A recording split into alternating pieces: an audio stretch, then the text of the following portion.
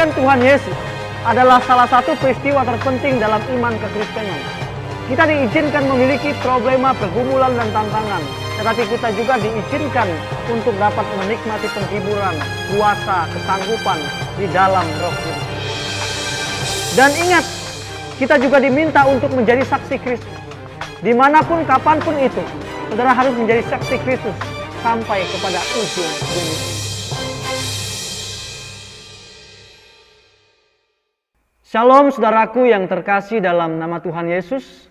Damai sejahtera bagi kita dimanapun saudara berada saat ini.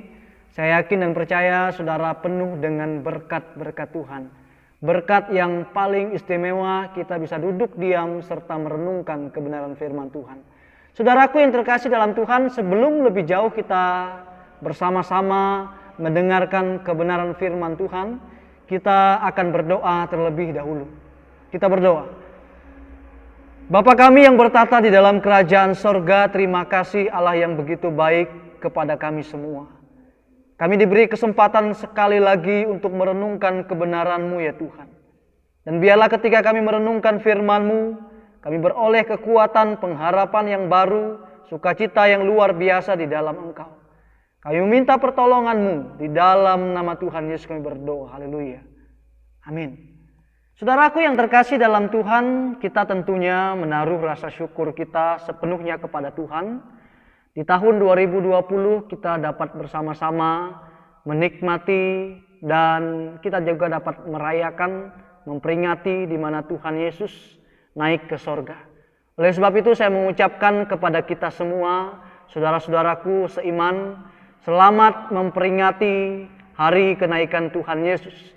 Biarlah Tuhan akan terus meneguhkan iman percaya kita dalam momen ini.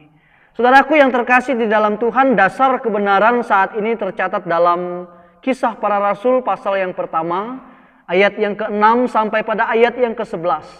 Kisah Para Rasul pasal yang pertama, ayat yang ke-6 sampai pada ayat yang ke-11 saya akan bacakan untuk kita semua.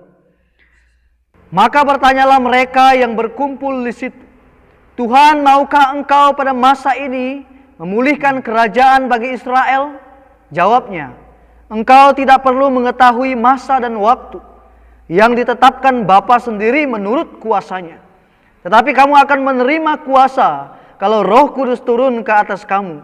Dan kamu akan menjadi saksiku di Yerusalem dan di seluruh Yudea dan Samaria dan sampai ke ujung bumi. Sesudah ia mengatakan demikian, terangkatlah ia disaksikan oleh mereka, dan awan menutupnya dari pandangan mereka. Ketika mereka sedang menatap ke langit waktu ia naik itu, tiba-tibalah berdiri dua orang yang berpakaian putih dekat mereka, dan berkata kepada mereka, Hai orang-orang Galilea, mengapakah kamu melihat ke langit?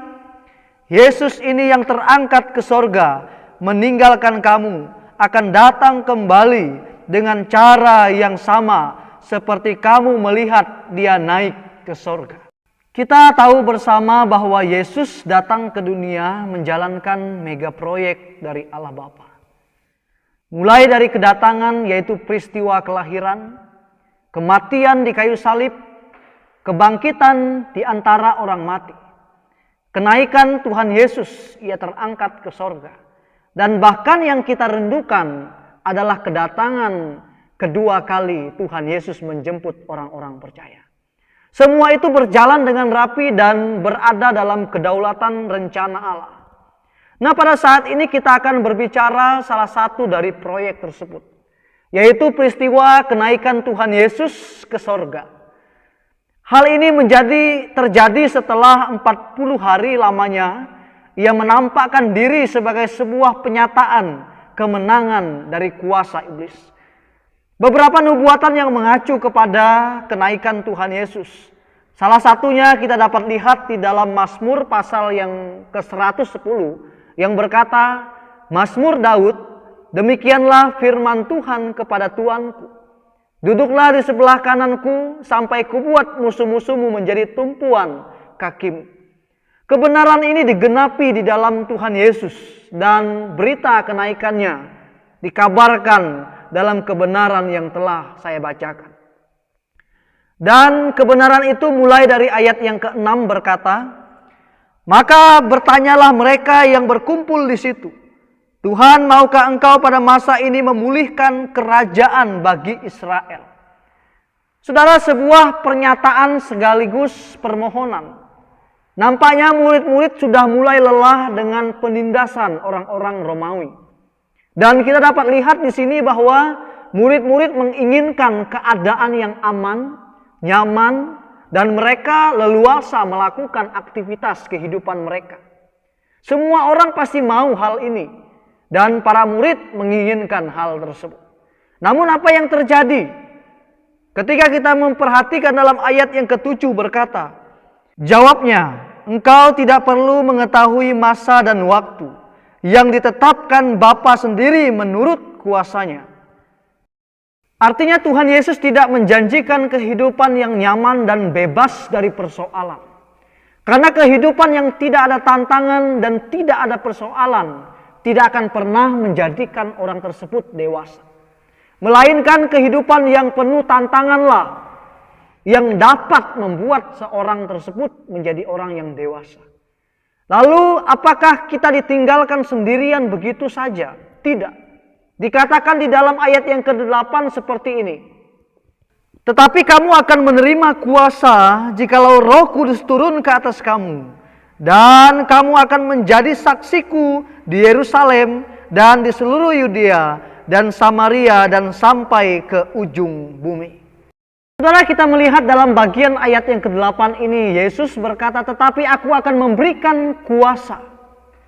Dan kita melihat kuasa yang dimaksud dalam bagian ini, kita melihat kata ini dinamis. Artinya kita dapat katakan sebuah kesanggupan, kuasa atau kekuatan. Jadi ketika kita sedang menghadapi persoalan, jadi ketika kita sedang menghadapi tantangan, Tuhan akan memberikan kesanggupan, memberikan kuasa, memberikan kekuatan kepada kita melalui kuasa Roh Kudus. Dan frase berikutnya berkata, kalau Roh Kudus turun ke atas kamu, dan kamu akan menjadi saksiku di Yerusalem dan di seluruh Yudea dan Samaria dan sampai ke ujung bumi. Saudaraku yang terkasih di dalam Tuhan, dalam hal ini kita melihat bahwa dikatakan kalau Roh Kudus turun ke atas kamu. Saudara yang terkasih di dalam Tuhan, Yohanes mengatakan bahwa Roh Kudus yang dimaksud dalam Yohanes pasal 14 ayat 16 sampai dengan ayat yang ke-17. Saudara, kita melihat dalam bagian ini Yohanes mengatakan bahwa aku akan meminta kepada Bapa dan ia akan memberikan kepadamu seorang penolong yang lain supaya ia menyertai kamu selama-lamanya. Dan kita melihat bahwa dalam bahasa asli yang dimaksud dengan penolong yaitu alon parakleton, penolong yang lain. Dan ketika kita melihat Yesus pergi ke sorga, dia tidak membiarkan kita sendirian, melainkan dia akan memberikan pertolongan yang lain. Artinya roh yang dapat menolong kita, dan kita sebut itu sebagai Roh Kudus. Saudaraku yang terkasih di dalam Tuhan, ketika Roh Kudus mendiami hidup kita, ketika Roh Kudus menjadi penolong dalam hidup kita, ketika Roh Kudus memberikan kuasa kepada kita, memberikan kekuatan kepada kita, dikatakan dalam bagian berikutnya, dikatakan, dan kamu akan menjadi saksiku di Yerusalem dan di seluruh Yudea dan Samaria dan sampai ke ujung bumi.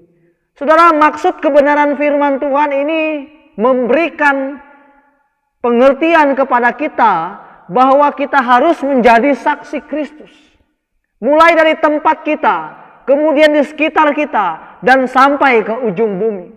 Itu adalah bagian kita, itu adalah tugas kita, itu adalah tanggung jawab kita yang diberikan Yesus kepada kita sebagai orang yang percaya kepada Dia. Saudaraku yang terkasih di dalam nama Tuhan Yesus, setelah Yesus memberikan perintah kita supaya menjadi saksinya, mulai pada tempat kita sampai kepada ujung bumi. Setelah ia mengatakan demikian, dikatakan dalam ayat yang ke-9. Sesudah ia mengatakan demikian, terangkatlah ia disaksikan oleh mereka, dan awan menutupnya dari pandangan mereka. Ketika mereka sedang menatap ke langit, waktu ia naik itu, tiba-tiba berdirilah dua orang yang berpakaian putih dekat mereka, dan berkata kepada mereka, "Hai orang-orang Galilea, mengapakah kamu berdiri melihat ke langit? Yesus ini yang terangkat ke sorga, meninggalkan kamu, akan datang kembali dengan cara yang sama seperti kamu melihat dia naik ke sorga." Saudara, kebenaran yang dikatakan oleh firman Tuhan sangat jelas adanya, bahwa Yesus benar-benar naik ke sorga. Ia menyatakan bahwa dialah yang menggenapi segala nubuatan yang terdapat di dalam perjanjian lama. Khusus yang sudah saya sampaikan terdapat dalam Mazmur 110. Ia dikatakan duduk di sebelah kanan Bapa di sorga. Saudara, kita seharusnya berbangga. Kita diberi kesempatan oleh pemerintah kita. Kita diberi waktu luang, kita diberi waktu libur, sehingga kita dapat mengisi waktu libur untuk memperingati peristiwa yang bersejarah, yaitu kenaikan Tuhan Yesus ke sorga.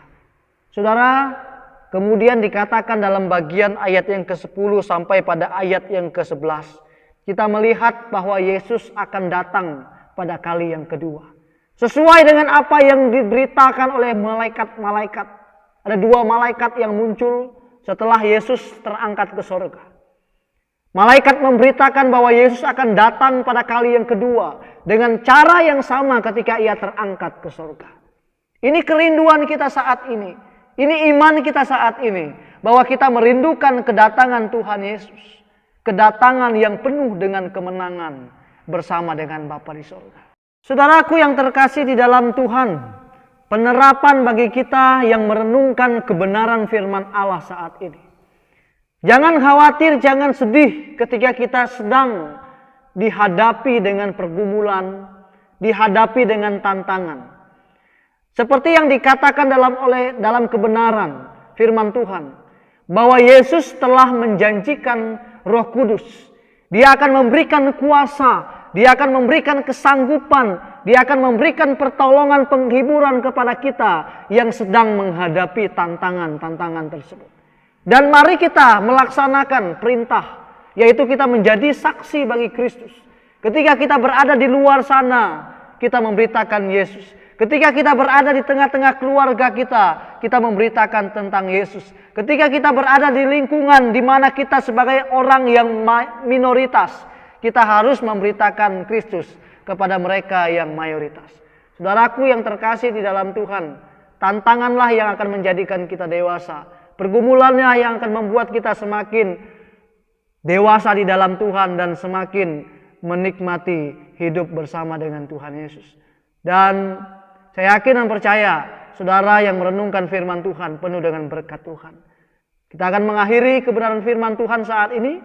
Kita tunduk kepala, kita bersatu di dalam doa. Bapa kami yang bertata di dalam kerajaan sorga, terima kasih untuk firman-Mu yang sudah kami renungkan bersama. Seperti firman-Mu yang kami sudah renungkan, bahwa kami diberikan pergumulan, kami diberikan tantangan, kami juga diberikan kesanggupan untuk melewati itu semua. Karena ada Roh Kudus yang akan meneguhkan, menghibur, memberikan kuasa kepada kami untuk melewati masa-masa sulit tersebut. Terima kasih Bapa di sorga, juga mampukan kami menjadi saksi Kristus sampai kepada ujung bumi ini. Terima kasih kami telah mendengarkan firman-Mu. Dalam nama Tuhan Yesus kami berdoa, haleluya. Amin. Saudaraku yang terkasih di dalam nama Tuhan Yesus, terima kasih saudara yang sudah menonton video ini. Saya yakin ketika saudara merenungkan firman Tuhan, saudara penuh dengan berkat-berkat di dalamnya. Dan saya yakin Tuhan akan memberikan peneguhan di dalam itu semua. Amin.